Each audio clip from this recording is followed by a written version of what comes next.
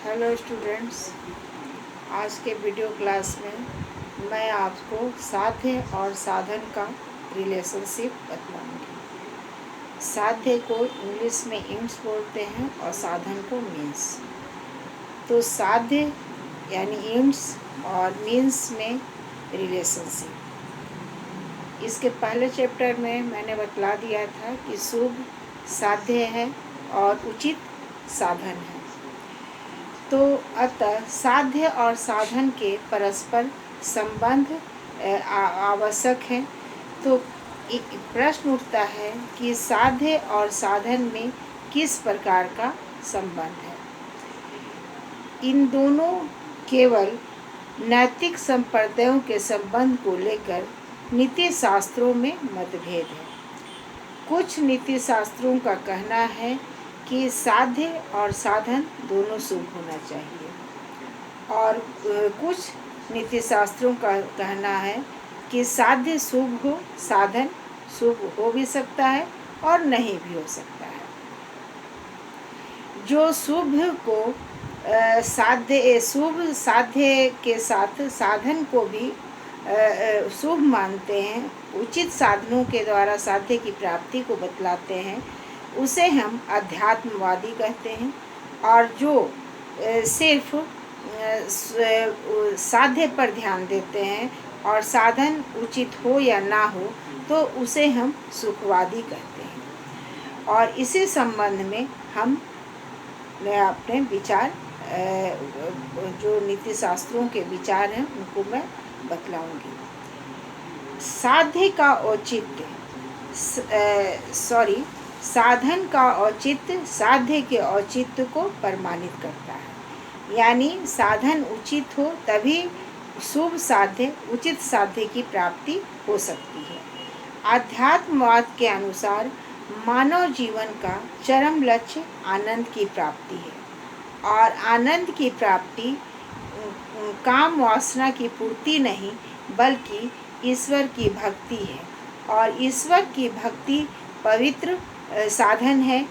जैसे गांधी जी का मानना है कि साधन बीज है और साध्य वृक्ष। जैसा बीज होगा वैसा ही वृक्ष भी होगा, और बीज और वृक्ष की तरह साध्य और साधन का भी संबंध है। मनुष्य जैसा कर्म करता है वैसा ही उसे फल मिलता है। अगर वो अच्छा कर्म करेगा तो उसे अच्छा फल मिलेगा, और यदि वो बुरा कर्म करता है तो उसे बुरा फल मिलता है। यानी मनुष्य के अधिकार में सिर्फ कर्म करना है, और कर्म का फल देने का अधिकार ईश्वर को है, और वह परम पिता ईश्वर है। अच्छा कर्म मनुष्य के हाथ में है, और बुरा कर्म करना भी मनुष्य के हाथ में है। कर्मों में ही उसका फल निहित होता है, और इसलिए मनुष्य को अच्छा फल मिलता है यदि वह अच्छा कर्म करता है, और यदि वह बुरा कर्म करता है तो उसे बुरा फल मिलता है। और इस फल को देने वाला ईश्वर है, मैं पहले ही बतलाई हूँ, और वह निर्णायक भूमिका में होता है। वह अदृश्य सत्ता है और जो मनुष्य का आदर्श है। अदृश्य सत्ता कहने का मतलब है कि ईश्वर हमें दिखाई नहीं देता है, लेकिन हर मनुष्य का वह आदर्श है। मानव जीवन का चरम लक्ष्य आनंद की प्राप्ति है, और वह आनंद की प्राप्ति जिस आनंद की प्राप्ति करना चाहता है वह ईश्वर है।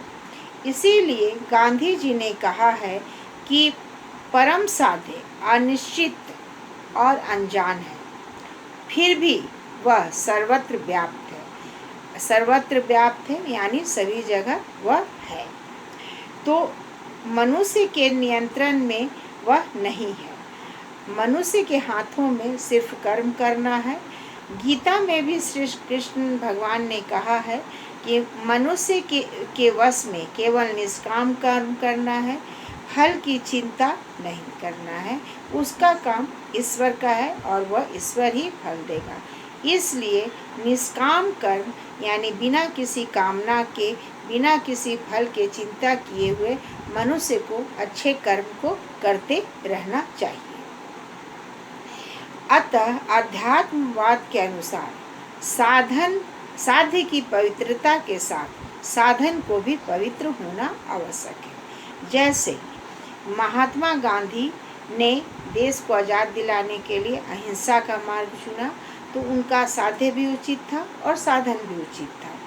महावीर, बुद्ध इत्यादि ने भी अपने पवित्र साधन को अपनाकर अपने लक्ष्य की प्राप्ति की। अतः अहिंसा द्वारा प्राप्त साध्य शाश्वत और पवित्र होता है। अरविंद का भी कहना है कि साधन को निश्चय ही इतना महान होना चाहिए जितना साध्य और उसको ढूंढना।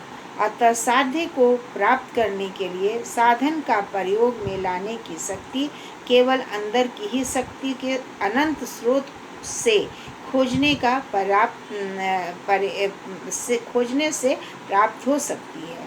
अतः अरविंद के शब्दों से भी स्पष्ट है कि शुभ साध्य, उचित साध्य की प्राप्ति के लिए साधन को भी उचित होना आवश्यक है। मनुष्य के अंदर आध्यात्मिक शक्ति के अतिरिक्त जैविक शक्ति, भौतिक शक्ति आदि ऊर्जाएं होती हैं, और ये ऊर्जा एक दूसरे से भिन्न नहीं होती, बल्कि उत्तरोत्तर विकास होने वाली ऊर्जा है। और विकास की चरम सीमा आध्यात्मिक है ऊर्जा है, और वह परम ऊर्जा या शक्ति मनुष्य को उचित साधनों के द्वारा ही प्राप्त हो सकती है। अतः हम ये जो मैं पॉइंट बता रही हूँ उसमें है कि साधन को भी शुभ साध्य की प्राप्ति के लिए साधन को भी उचित होना चाहिए। अब मैं बतलाऊंगी कि साध्य का औचित्य साधन के औचित्य को प्रमाणित करता है। सुखवादी और भौतिकवादी दार्शनिकों ने माना है कि साधन के पवित्रता पर उन्होंने बल नहीं दिया, बल्कि सिर्फ साध्य की पवित्रता पर भी बल दिया है। कहा भी गया है कि अंत भला तो सब भला। तात्पर्य यह है कि किसी भी तरह से बल से, छल से मनुष्य का जीवन सुखमय होना चाहिए, चाहे वह तरीका शुभ हो या ना। सुख पाना मनुष्य का जीवन का चरम लक्ष्य है। हर व्यक्ति सुख पाना चाहता है, वह चाहे किसी भी तरीके से सुख पाए।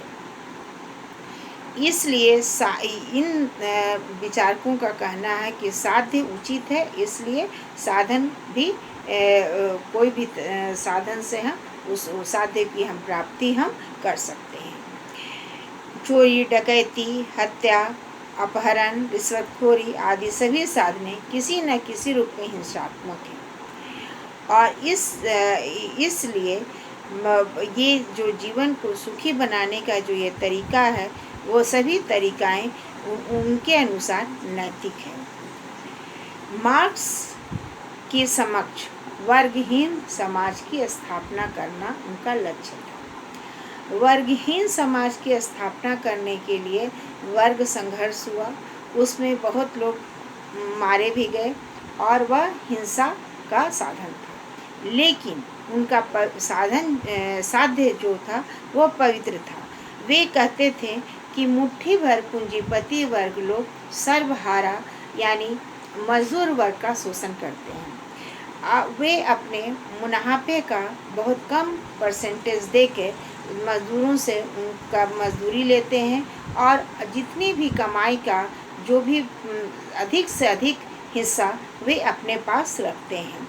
और इस क्रांति में उन्होंने कहा कि मनुष्य को ऐसे साध्य की प्राप्ति के लिए अगर हिंसा का मार्ग अपनाना पड़े तो वह भी सही है। उन्होंने यह भी कहा कि कभी कभी साधन पवित्र होता है, पर उससे पवित्र साध्य की प्राप्ति नहीं होती है। जैसे पूजा पाठ, भजन कीर्तन इत्यादि पवित्र साधन है, लेकिन इससे कभी कभी मनुष्य सुख नहीं पा सकता। धर्म के नाम पर ही पूंजीपति सर्वहारा वर्ग का आर्थिक शोषण करते हैं। पुरोहित वर्ग भी अन्य वर्ग की शोषण करते हैं धर्म के नाम पर। इसीलिए मार्क्स ने धर्म को अफीम कहा। भारतीय दार्शनिक भारतीय दार्शनिक के नास्तिक शिरोमणि चार्वाक ने भी इसी विचार को स्वीकार किया है और उन्होंने कहा है कि मनुष्य को सुख पाने का पूरा अधिकार है, भले ही वह कर्ज लेकर ही क्यों न अपने सुख की प्राप्ति करे। तो उन्होंने ये भी कहा है कि अगर मनुष्य को अपने जीवन को सुखमय बनाने के लिए उधार लेना पड़े तो वह उधार लेके भी अपने जीवन को सुखमय बना सकता है और मौज मस्ती कर सकता है। इसीलिए उन्होंने कहा है कि कर्ज लेके भी घी पियो। अतः इन दार्शनिकों के अनुसार इन्होंने चार्वाक दर्शन ने भी ये बात स्वीकार किया है कि पुरोहित वर्ग यानी पंडित जो है धर्म के नाम पर लोगों को लूटते हैं और उन्होंने पंडित, ब्राह्मण इत्यादियों की काफ़ी निंदा की है और इसीलिए उनके ये विचार हैं कि साध्य पवित्र होना चाहिए, साधन पवित्र हो ना हो। अब मैं दोनों विचार को बतला दी, लेकिन वास्तव में देखा जाए तो दोनों विचार के अपेक्षा प्रथम विचार यानी साध्य के पवित्रता के साथ साथ साधन को भी पवित्र होना चाहिए। अहिंसात्मक साधन की अपेक्षा हिंसा की साधन ज़्यादा अच्छा है। फिर भी कभी कभी साध्य की प्राप्ति के लिए अहिंसात्मक साधन असफल होता है और मजबूरन मनुष्य को हिंसात्मक मार्ग अपनाना पड़ता है। वास्तव में मनुष्य जो है स्वार्थ, सुख और प्रार्थ भाव से युक्त होता है, अर्थात वो अपने लिए भी सुख चाहता है और दूसरी ओर वो समाज में शांति और व्यवस्था भी चाहता है। तो ऐसे के लिए हमें दोनों मार्गों को अपनाना चाहिए। जब तक समाज में अव्यवस्था रहेगी तब तक मनुष्य सुखमय जीवन व्यतीत नहीं कर सकता है। अतः मानव जीवन का साथ व्यक्तिगत नहीं बल्कि समष्टिगत होना चाहिए, यानी पर्सनल और सेल्फ सेंटर्ड नहीं होना चाहिए बल्कि इम्पर्सनल होना चाहिए, यानी सभी लोगों का कल्याण करने का मनुष्य के मन में भाव होना चाहिए। पवित्र साधन के अभाव में अपवित्र साधन भी अपनाया जा सकता है। जैसे महाभारत में कृष्ण ने जब दुर्योधन को बहुत समझाया, कौरवों को बहुत समझाया कि तुम पांडवों को आधा राज्य दे दो, आधा राज्य नहीं तो कम से कम 5 ग्राम भी दे दो, लेकिन भी वो नहीं तैयार हुए। तो अंत में जाकर उन्होंने युद्ध की तैयारी की। उनका जो मार्ग था वो सही नहीं था, लेकिन वो बोले कि कभी कभी पवित्र साध्य की प्राप्ति के लिए अपवित्र साधन भी अपनाए जाते हैं। जैसे उन्होंने महाभारत में जो युद्ध हुआ वह साधन पवित्र नहीं था, लेकिन साध्य पवित्र था। अन्याय के खिलाफ युद्ध था और अन्याय करने वालों के खिलाफ था। आतंकवादियों का साध्य पूर्णतः अनुचित है और साधन बिल्कुल अपवित्र है। इस साध्य को प्राप्त करने की कोशिश नहीं करनी चाहिए। कहा जाता है कि यदि समस्त जगत मिल जाए और आत्मा का विनाश हो जाए तो कुछ नहीं मिला। उसी तरह से कहा जाता है कि यदि आत्मा मिली और समस्त विश्व खो गया तो सभी व्यर्थ है। अर्थात एक साध्य और एक साधन के विषय में मानव जीवन नहीं चल सकता है। जीवन न तो विशुद्ध आत्मा है और न विशुद्ध भगवान। जीवन आत्म और अनात्म की सन्निहिति है। अतः समन्वय का नियम का पालन करना चाहिए। अतिवादिता अर्थात बहुत ज़्यादा अनाचार को जन्म देती है और वह व्यक्तिगत होती है, परंतु नैतिकता जो है समाज का पोषक तत्व है।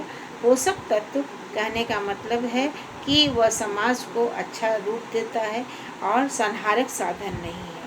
इसलिए साध्य और साधन का औचित्य उसके समष्टिगत रूप में निर्भर करता है। समष्टिगत रूप में निर्भर करता है कहने का मतलब है कि जब मनुष्य की भावना सभी लोगों का सुख चाहती है, या अधिकतम मनुष्यों का सुख चाहती है, तो अगर हम साधन अपवित्र भी अपनाते हैं तो वह सही है।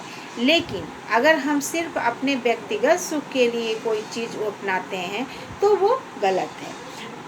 अतः साध्य और साधन का औचित्य न तो निरपेक्षता व्यष्टि रूप में, जैसा कि मार्क्स ने कहा है, और न ही केवल निरपेक्षता समष्टि रूप में, जैसा कि गांधी जी का विचार है।